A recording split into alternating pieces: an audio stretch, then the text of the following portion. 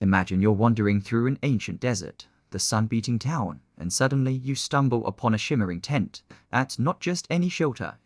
It's a portal to the divine. But who built it? And how did a nomad in the wilderness craft something so intricate it housed the presence of God himself? Stick with me, because today we're diving into the forgotten architects of biblical faith, the master builders, whose hands shaped the stories that billions still live by. These aren't the famous kings or prophets. They're the unsung craftsmen who turned visions into reality, weaving physical structures into the very fabric of spiritual narratives. By the end, you'll see how their work wasn't just about stones and wood, it was about building belief. Let's start with the Exodus. Picture this: the Israelites have just escaped Egypt, crossing the Red Sea in a miracle that defies logic. They're free, but lost wandering, questioning their future. Moses climbs Mount Sinai, receives the 10 Commandments, and God drops a bombshell: build me a sanctuary so I can dwell among you. But how? These are former slaves, not engineers. The instructions are insanely detailed: gold overlays, embroidered curtains, an ark with cherubim wings. It's like God handed Moses blueprints for a mobile cathedral. Who could possibly pull this off? Enter Bezalel. You might not have heard of him, but in Exodus 31, God singles him out. See, I have chosen Bezalel, son of Uri, son of Achua, of the tribe of Judah, and I have filled him with the Spirit of God, with wisdom, with understanding, with knowledge, and with all kinds of skills, filled with the spirit for craftsmanship. That's the twist.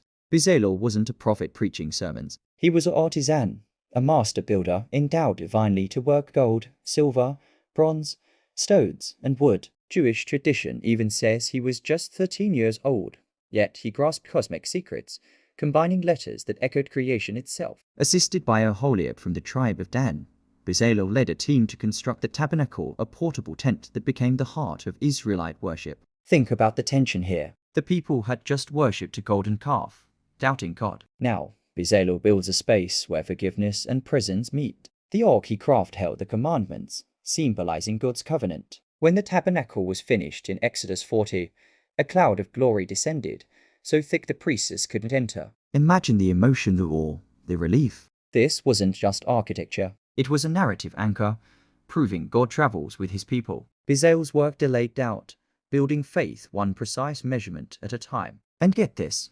archaeological insights from sites like Timna show similar ancient metalworking techniques, grounding this in real history. Fast forward centuries. The Israelites settle in the Promised Land, but the tabernacle's portability feels temporary. King David dreams of a permanent house for God, but it's his son Solomon who gets the green light. In 1 Kings 5, Solomon allies with Hiram, king of Tyre, a Phoenician powerhouse. Hiram supplies cedar from Lebanon, but he also sends a game changer, a craftsman named Hiram or Hiram the Artisan. Half Israelite, half Tyrian, this guy was a bronze working wizard. 1 Kings 7 describes him casting massive pillars named Jachin and Boaz, each 27 feet tall, topped with ornate capitals. He forged the sea, a gigantic basin holding 11,000 gallons for priestly rituals, and intricate stands with lions, oxen, and cherubim. What's the hook? Solomon's temple wasn't built in isolation. It was a cross-cultural masterpiece. Phoenician expertise met Israelite vision, symbolizing unity under God. But tension builds. Would this opulent structure honor God or tempt pride? The dedication in 1 Kings 8 is electric, sacrifices so numerous they couldn't be counted. Solomon praying as fire from heaven consumes the offerings. The Shekinah glory fills the space, just like the tabernacle. Hiram's forgotten role: he engineered the sacred furnishings that made worship tangible, turning abstract faith into sensory experience. Recent digs at sites like Megiddo reveal Solomonic era gates with similar designs, confirming the era's architectural prowess. Around 400 words in, let's pivot to a surprising insight.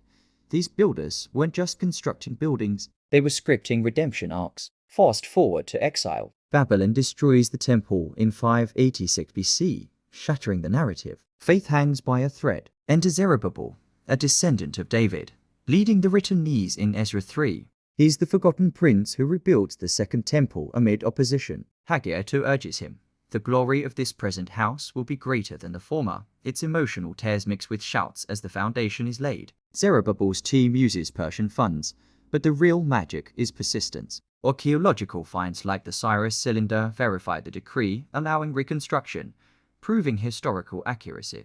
But wait, the walls are down too, leaving Jerusalem vulnerable. Cue Nehemiah, cupbearer to a Persian king, heartbroken over his homeland. In Nehemiah 2, he sneaks out at night, surveying ruins that whisper defeat. Who builds now? Everyday people, priests, goldsmiths, even women like Shallum's daughters in chapter 3. Nehemiah organizes them into teams, each repairing sections amid mockery and threats. The turnaround, they finish in 52 days, a miracle of unity. The emotional peak, reading the law in chapter 8, the people weep, then rejoice. Nehemiah's walls rebuilt not just stone, but community faith. Excavations of Jerusalem's ancient walls align with this, showing hurried repairs with reused materials. Here's an unpredictable shift.